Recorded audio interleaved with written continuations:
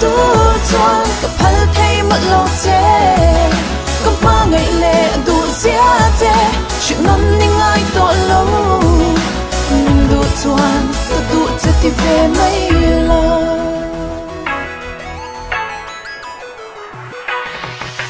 mẹ cho chung chung tung tin lim dài của vô ra cả ta nuôi rèn in này xì lâu và khoa về lên đi tiếng mình chưa về rồi khoa về cần đi về em bây giờ nó thon mình phải tu chọn cả phật thay mất lâu thế có ba ngày lệ đủ giá thế chuyện non đi ngay to lâu đủ chuan ta đủ cho ti về mấy lo dù này té dù nó có ai xia chưa nó mình ngay lâu ít yang có mình có boy phô ít tan ra rèn có đòn gió lâu chưa có đủ à xin có tan ra boy hoang về em xin nó thon mình phải tu chọn cả phật thay mất lâu che có ba ngày lệ đủ giá che chuyện non đi ngay to lâu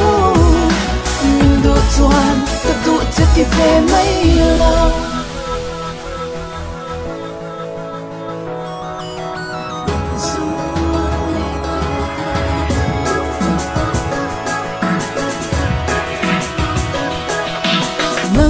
chính dấu nghe tuổi hi anh ôm đón em đi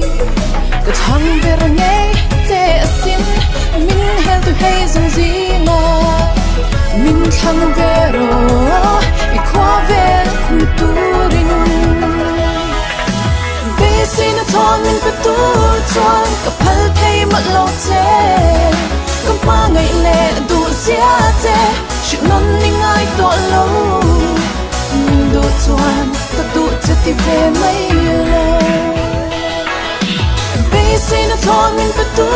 chuan cả phật thay mất lâu thế có ba ngày lệ đủ giá thế chuyện non đi ngay to lâu đủ chuan ta đủ cho ti về mấy lo